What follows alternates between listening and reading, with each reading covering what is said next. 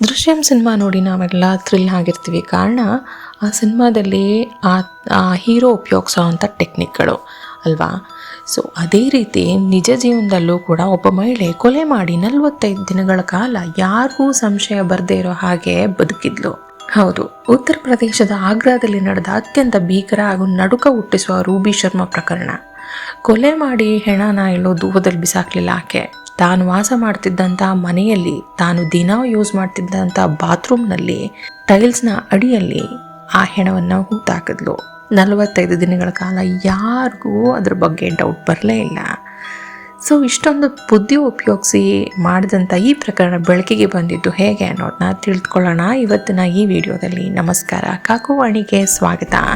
ನಿಮಗೇನಾದರೂ crime, suspense, thriller, horror, investigative stories, real crime ಡಾಕ್ಯುಮೆಂಟ್ರೀಸ್ಗಳು ಇಷ್ಟ ಅನ್ನೋದಾದರೆ ದಯವಿಟ್ಟು ಚಾನಲ್ಗೆ ಸಬ್ಸ್ಕ್ರೈಬ್ ಮಾಡ್ಕೊಳ್ಳಿ. ಪಕ್ಕದಲ್ಲಿರೋ ಬೆಲ್ ಐಕಾನ್ ಪ್ರೆಸ್ ಮಾಡೋದನ್ನ ಮರಿಬೇಡಿ. ಆಲ್ರೆಡಿ ನನ್ನ ಚಾನಲ್ಗೆ ಸಬ್ಸ್ಕ್ರೈಬ್ ಮಾಡಿಕೊಂಡು ವೀಡಿಯೋಸ್ ನೋಡ್ತಾ ಇರೋರಿಗೆ thank you so much.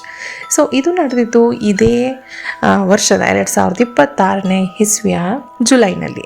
So ಇದು ರೀಸೆಂಟಾಗಿ ನಡೆದಿರೋ ಕೇಸ್. ನನ್ನ ಚಾನಲ್ನಲ್ಲಿ ಹಳೆ ಕೇಸ್ಗಳನ್ನೂ ಹಾಕ್ತೀನಿ, ಹೊಸ ಕೇಸ್ಗಳನ್ನೂ ಹಾಕ್ತೀನಿ. ಯೂಶ್ವಲಿ ನಾನು ಒಂದು ನಿಮಿಷ ಅನ್ನೋಷ್ಟರಲ್ಲಿ ನಿಮಗೆ ಕೇಸ್ ಯಾವಾಗ ನಡೆದಿದ್ದು ಅನ್ನೋದನ್ನು ತಿಳಿಸ್ಬಿಡ್ತೀನಿ. ದಯವಿಟ್ಟು ನಿಮಗೆ ತುಂಬ ರೀಸೆಂಟ್ ಕೇಸಸ್ಗಳನ್ನ ಮಾತ್ರ ನೋಡಬೇಕು ಅನಿಸಿದ್ರೆ ನೋಡಿ.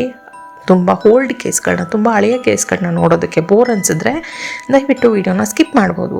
ಯಾಕೆಂದರೆ ಕಾಮೆಂಟ್ಸಲ್ಲಿ ಅಷ್ಟು ಹಳೆ ಕೇಸ್ನ ಯಾಕೆ ಕವರ್ ಮಾಡ್ತೀರಾ, ಇಷ್ಟು ಹಳೆ ಕೇಸ್ನ ಯಾಕೆ ಕವರ್ ಮಾಡ್ತೀರಾ ಅಂತ ಕಾಮೆಂಟ್ಸ್ಗಳು ಬರ್ತಾ ಇದೆ.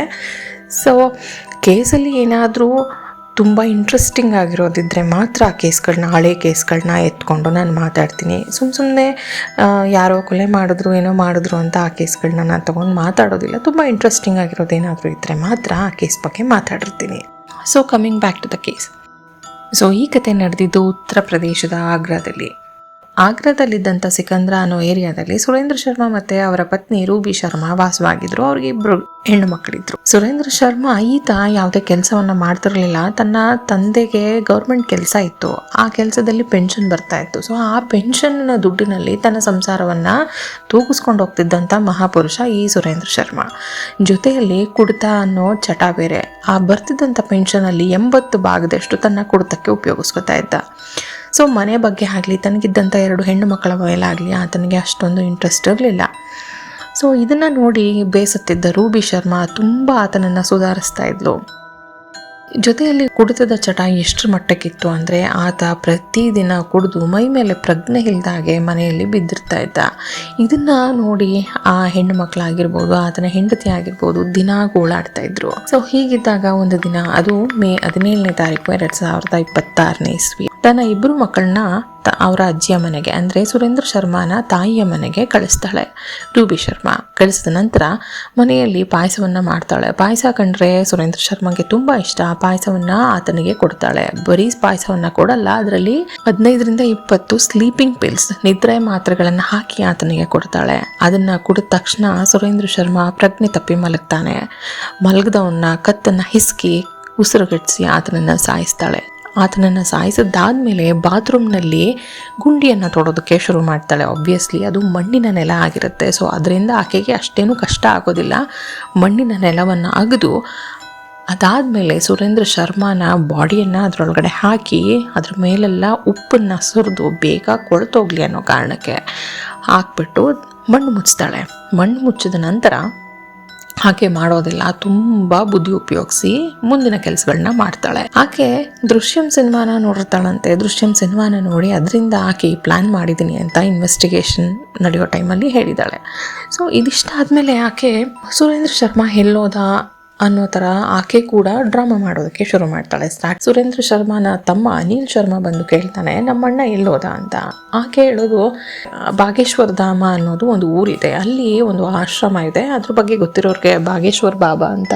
ಸೊ ಅವರ ಆಶ್ರಮಕ್ಕೆ ಹೋಗಿದ್ದಾನೆ ಸುರೇಂದ್ರ ಶರ್ಮಾ ಅಂತ ರೂಬಿ ಶರ್ಮಾ ಸುಳ್ಳು ಹೇಳ್ತಾಳೆ.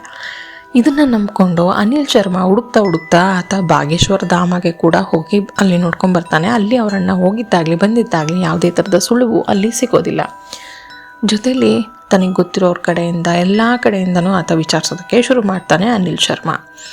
ಸೊ ಈ ಮಧ್ಯದಲ್ಲಿ ಸುರೇಂದ್ರ ಶರ್ಮಾನ ಹೆಣವನ್ನು ಬಾತ್ರೂಮ್ನಲ್ಲಿ ಹೂತು ಹಾಕಿದ ಮೇಲೆ ರೂಬಿ ಶರ್ಮಾ ಏನು ಮಾಡ್ತಾಳೆ, ಟೈಲ್ಸು ಸಿಮೆಂಟನ್ನ ತಂದು ಗಾರೆ ಕೆಲಸದವ್ರನ್ನ ಕೂಡ ಕರ್ಕೊಂಬಂದು ಟೈಲ್ಸ್ ಹಾಕ್ಕೊಡಿ, ಇದನ್ನು ನಮ್ಮ ಯಜಮಾನ್ರು ಹೋಗೋದಕ್ಕಿಂತ ಮುಂಚೆ ಈ ಕೆಲಸ ಹೇಳ್ಬಿಟ್ಟು ಹೋಗಿದ್ದಾರೆ, ಅವ್ರು ಬರೋ ಅಷ್ಟರಲ್ಲಿ ನಾನು ಟೈಲ್ಸ್ ಹಾಕಿಸ್ಬೇಕು ಅಂತ ಹೇಳಿ ಆಕೆ ಇನ್ನಷ್ಟು ಮಣ್ಣನ್ನು ತರಿಸಿ ಬಾತ್ರೂಮ್ ನೆಲದ ಮೇಲೆ ಮಣ್ಣನ್ನು ಚೆಲ್ಲಿಸಿ ನೀಟಾಗಿ ಟೈಲ್ಸ್ನ ಕೂರಿಸಾದ್ಮೇಲೆ ತಾನೂ ಕೂಡ ಏನೂ ಗೊತ್ತಿಲ್ದಿರೋ ಹಾಗೆ ಗಂಡನನ್ನು ಹುಡ್ಕೋದಕ್ಕೆ ಶುರು ಮಾಡ್ತಾಳೆ. ಅಷ್ಟೇ ಅಲ್ಲ, ಅಕ್ಕಪಕ್ಕದ ಮನೆಯವ್ರ ಮುಂದೆ ಗೋಳಾಡ್ತಿರ್ತಾಳೆ, ಅಯ್ಯೋ ನನ್ನ ಗಂಡ ಎಲ್ಲೋ ಹೋಗ್ಬಿಟ್ಟಿದ್ದಾರೆ, ಯಾವಾಗ ಬರ್ತಾರೋ ಏನೋ, ಅವ್ರಿಗೇನು ಆಗದೆ ಇದ್ರೆ ಸಾಕು ಅಂತೆಲ್ಲ ಗೋಳಾಡ್ತಿರ್ತಾಳೆ. ಅನಿಲ್ ಶರ್ಮಾಗೆ ತನ್ನ ಪರಿಚಯಸ್ಥರ ಮನೇಲಿ ಆಗಿರ್ಬೋದು ಅಥವಾ ತನಗೆ ಗೊತ್ತಿರೋ ಜಾಗದಲ್ಲೆಲ್ಲ ಸುರೇಂದ್ರ ಶರ್ಮಾ ಇಲ್ಲ ಅಂತ ಗೊತ್ತಾಗುತ್ತೆ. ಹಾಗೆ ರೂಬಿ ಶರ್ಮಾ ಹೇಳಿದಾಗೆ ಬಾಗೇಶ್ವರ ಧಾಮಕ್ಕೆ ಕೂಡ ಆತ ಹೋಗಿಲ್ಲ ಅಂತ ಅನಿಸುತ್ತೆ. ಸೊ ಅದಾದಮೇಲೆ ರೂಬಿ ಶರ್ಮನ ಜೊತೆಲೇ ಕರ್ಕೊಂಡು ಆತ ಪೊಲೀಸ್ ಸ್ಟೇಷನ್ಗೆ ಹೋಗ್ತಾನೆ ಮೇ 26ನೇ ತಾರೀಕು. ಅಲ್ಲಿಗಾಗಲೇ ಆತ ಕಾಣೆಯಾಗಿ ಹತ್ರ ಒಂದು 8-9 ದಿನ ಆಗಕ್ಕಾಗಿರುತ್ತೆ. ಪೊಲೀಸ್ನವ್ರ ಮುಂದೆ ಹೀಗೆ ನಮ್ಮಣ್ಣ ಕಾಣೆ ಆಗಿದ್ದಾನೆ ಅಂತ ಒಂದು ಪೊಲೀಸ್ ರಿಪೋರ್ಟ್ನ ಬರೆಸ್ತಾನೆ. ಮಿಸ್ಸಿಂಗ್ ರಿಪೋರ್ಟ್ನ ಲಾಡ್ಜ್ ಮಾಡಿದ್ದಾದಮೇಲೆ ಪೊಲೀಸ್ನವ್ರು ಹುಡ್ಕೋದಕ್ಕೆ ಶುರು ಮಾಡ್ತಾರೆ. ಅನಿಲ್ಗೆ ಆಶ್ಚರ್ಯ ಆಗೋ ಒಂದು ವಿಷಯ ಏನು ಅಂದರೆ, ಯಾವುದಾದ್ರೂ ಮನುಷ್ಯ ಆಚೆ ಹೋಗಬೇಕಂದ್ರೆ ಮೊಬೈಲ್ನ ಎತ್ಕೊಂಡು ಹೋಗ್ತಾನೆ, ಆದರೆ ಇಲ್ಲಿ ಸುರೇಂದ್ರ ಶರ್ಮಾನ ಮೊಬೈಲ್ ಮನೆಯಲ್ಲೇ ಇದೆ. ಜೊತೆಲಿ ಇನ್ನೊಂದು ವಿಷಯ ಆತನಿಗೆ ತಲೆ ಕೆಡಿಸೋದು ಏನು ಅಂತ ಅಂದರೆ, ಆತನ ಹತ್ರ ಇದ್ದಂಥ ATM ಕಾರ್ಡ್ನಿಂದ ಪದೇ ಪದೇ ದುಡ್ಡು ಡ್ರಾ ಆಗ್ತಾ ಇದೆ ಅನ್ನೋದು. ನೋಡಿದ್ರೆ ಅದು ಬೇರೆ ಎಲ್ಲೂ ಡ್ರಾ ಆಗ್ತಾ ಇಲ್ಲ, ಅದು ಅದೇ ಊರಿನಲ್ಲಿ ಅಲ್ಲೇ ಸುತ್ತಮುತ್ತ ಇರುವಂಥ ATMಗಳಲ್ಲಿ ಡ್ರಾ ಆಗ್ತಾ ಇದೆ. ಆದರೆ ಸುರೇಂದ್ರ ಶರ್ಮಾ ಎಲ್ಲೂ ಕಣ್ಣಿಗೆ ಕಾಣಿಸ್ತಾ ಇಲ್ಲ. ಹೇಗೆ ಸಾಧ್ಯ ಇದು? ATM ಕಾರ್ಡ್ ಎಲ್ಲಿದೆ ಅನ್ನೋದು ಅನಿಲ್ ಶರ್ಮಾಗೆ ಡೌಟ್ ಆಗುತ್ತೆ. ಈ ಕಡೆ ಪೊಲೀಸ್ನವ್ರು ಹುಡುಕ್ಬೇಕಾದ್ರೆ ಸುರೇಂದ್ರ ಶರ್ಮಾ ಅವತ್ತು ಮನೆಗೆ ಹೋಗಿದ್ದನ್ನ ನೋಡಿದವರಿದ್ದಾರೆ, ಆದರೆ ಮನೆಯಿಂದ ಆಚೆ ಹೋಗಿದ್ದನ್ನ ಯಾರೂ ನೋಡಿಲ್ಲ. ಈಗ ಎಲ್ಲ ಡೌಟು ರೂಬಿ ಶರ್ಮಾನ ಮೇಲೆ ಬರೋದಕ್ಕೆ ಶುರುವಾಗುತ್ತೆ. ಅನಿಲ್ ಶರ್ಮಾ ರೂಬಿ ಶರ್ಮಾಳನ್ನು ಕೂರಿಸ್ಕೊಂಡು ಏನಾಯಿತು ಕರೆಕ್ಟಾಗಿ ಹೇಳು ಅಂತ ಪದೇ ಪದೇ ಕೇಳಿದಾಗ ಆಕೆ ಸ್ಟೇಟ್ಮೆಂಟ್ ಪದೇ ಪದೇ ಚೇಂಜ್ ಆಗೋದಕ್ಕೆ ಶುರುವಾಗುತ್ತೆ. ಇದಾದ್ಮೇಲಿಂದ ಪೊಲೀಸ್ನವ್ರಿಗೆ ನನಗೆ ರೂಬಿ ಶರ್ಮಾಳ ಮೇಲೆ ಡೌಟ್ ಇದೆ ಅನ್ನೋ ಥರ ಅನಿಲ್ ಶರ್ಮಾ ಹೋಗಿ ಹೇಳಿದಾಗ ಪೊಲೀಸ್ನವ್ರು ಬಂದು ರೂಬಿಯನ್ನು ಕೂರಿಸ್ಕೊಂಡು ಏನಾಯಿತು ಹೇಗಾಯಿತು ಅಂತ ಕೇಳೋದಕ್ಕೆ ಶುರು ಮಾಡಿದಾಗ ಸ್ವಲ್ಪ ಹೊತ್ತಿಗೆ ಆಕೆ ಸುಸ್ತಾಗಿ ಸಾಕಾಗಿ ಬಾಯಿ ಬಿಟ್ಬಿಡ್ತಾಳೆ. ನನ್ನ ಗಂಡ ಇಲ್ಲೇ ಇದ್ದಾನೆ, ಬಾತ್ರೂಮ್ನಲ್ಲಿದ್ದಾನೆ ಅಂತ. ತಕ್ಷಣ ಪೊಲೀಸ್ನವ್ರಿಗೆ ಲಿಂಕ್ಗಳು ಕನೆಕ್ಟ್ ಆಗೋದಕ್ಕೆ ಶುರುವಾಗುತ್ತೆ. ಸೊ ಮೇ 17ಕ್ಕೆ ಆತನನ್ನು ಕೊಲೆ ಮಾಡಿ ಮುಗಿಸಿದ ನಂತರ 2 ದಿನಗಳಲ್ಲಿ ಟೈಲ್ಸ್ನ ಆಕೆ ಹಾಕ್ಸಿರ್ತಾಳೆ ಬಾತ್ರೂಮ್ಗೆ. ಆ ಬಾತ್ರೂಮ್ ಟೈಲ್ಸ್ ಹಾಕಿಸ್ಬೇಕಾದ್ರೂ ಅಲ್ಲಿ ಗಾರೆ ಕೆಲಸದವರೆಲ್ಲ ಏನು ಬಂದಿರ್ತಾರೆ, ಆಗ 2 ದಿನ ಆಗಿರುತ್ತಲ್ಲ, ಆಗ ಅಷ್ಟು ವಾಸನೆ ಬರ್ತಿರೋದಿಲ್ಲ. ಸೊ ಗಾರೆ ಕೆಲಸದವ್ರಿಗೆ ಕೂಡ ಅದ್ರ ಮೇಲೆ ಅಷ್ಟು ಆಕೆ ಮೇಲೆ ಆಗಲಿ ಅಲ್ಲಿ ಕೆಲಸ ಮಾಡಬೇಕಂದ್ರೆ ಆಗಲಿ ಅವ್ರಿಗೇನು ಅನುಮಾನ ಅನ್ನೋ ಥರ ಏನೂ ಬರೋದಿಲ್ಲ. ಸೊ ಅದಕ್ಕೋಸ್ಕರ ಅವರು ಯಾವುದೇ ಅನುಮಾನ ಇಲ್ಲದೆ ಆ ಕೆಲಸವನ್ನು ಮಾಡಿ ಮುಗಿಸ್ಕೊಟ್ಟು ಹೋಗಿರ್ತಾರೆ. ಸೊ ಈ ಕೇಸ್ನಲ್ಲಿ ರೂಬಿ ಶರ್ಮಾ ಮೇನ್ ಅಕ್ಯೂಸ್ಡ್ ಅಂತ ಆಕೆಯನ್ನು ಅರೆಸ್ಟ್ ಮಾಡ್ತಾರೆ. ಅರೆಸ್ಟ್ ಮಾಡಿ ಇನ್ವೆಸ್ಟಿಗೇಷನ್ ಮಾಡಬೇಕಾದ್ರೆ ಆಕೆಗೆ ತನ್ನ ಗಂಡನ ಮೇಲಿರುವಂಥ ಅಸಮಾಧಾನ ಅವರಿಗೆ ಪೊಲೀಸ್ನವ್ರ ಮುಂದೆ ಆಕೆ ಹೇಳ್ಕೊತಾಳೆ. ದುಡಿತಾ ಇರಲಿಲ್ಲ, ಮಾವನ ಪೆನ್ಷನ್ನಲ್ಲಿ ಬರ್ತಿದ್ದಂಥ ದುಡ್ಡು ಆಲ್ಮೋಸ್ಟ್ ತನ್ನ ಕುಡಿತಕ್ಕೆ ಉಪಯೋಗಿಸ್ಕೊತಾ ಇದ್ದ. ಜೊತೆಯಲ್ಲಿ ನನ್ನ ಕೂಡ ಹೊಡೆದು ಬಡಿದು ನನಗೆ ಚಿತ್ರಹಿಂಸೆ ಕೊಡ್ತಾ ಇದ್ದ ಕುಡಿಯೋದಕ್ಕೆ ದುಡ್ಡು ಬೇಕು ಅಂತ. ನಾನಾದರೂ ಎಲ್ಲಿಂದ ತರಲಿ, ನಾನು ಮಕ್ಕಳನ್ನ ಸಾಕೋಬೇಕು, 2 ಹೆಣ್ಣು ಮಕ್ಕಳನ್ನ ಸಾಕೋಬೇಕು, 13 ವರ್ಷದ ಒಬ್ಬಳನ್ನ ದೊಡ್ಡವಳು, 6 ವರ್ಷದ ಚಿಕ್ಕವಳನ್ನ ಇಬ್ಬರನ್ನೂ ಸಾಕೋಬೇಕು, ನನ್ನ ಕೈಲಿ ಆಗ್ತಿರ್ಲಿಲ್ಲ. ಇದೆಲ್ಲದಕ್ಕೂ ಮುಕ್ತಿ ಕೊಡಬೇಕು, ಮುಕ್ತಿ ತಗೋಬೇಕು ಅನ್ನೋ ಕಾರಣಕ್ಕೆ ನಾನು ದೃಶ್ಯಂ ಸಿನಿಮಾವನ್ನು ನೋಡಿ ಈ ಥರದ್ದೊಂದು ಪ್ಲ್ಯಾನ್ ಮಾಡಿದೆ ಅಂತ ಆಕೆ ಪೊಲೀಸ್ನವ್ರ ಮುಂದೆ ಹೇಳ್ಕೊತಾಳೆ. ಪೊಲೀಸ್ನವರು ಈಗಿನ ಕಾಲದಲ್ಲಿ ಯಾರಾದರೂ ಗಂಡನ ಸಾಯಿಸಿದ ತಕ್ಷಣ ಅಫೇರ್ ಇತ್ತಾ ಅಂತ ಚೆಕ್ ಮಾಡಿದಾಗ ರೂಬಿ ಶರ್ಮಾಗೆ ಆ ಥರದ್ದು ಯಾವುದೇ ಅಫೇರ್ ಇರಲಿಲ್ಲ.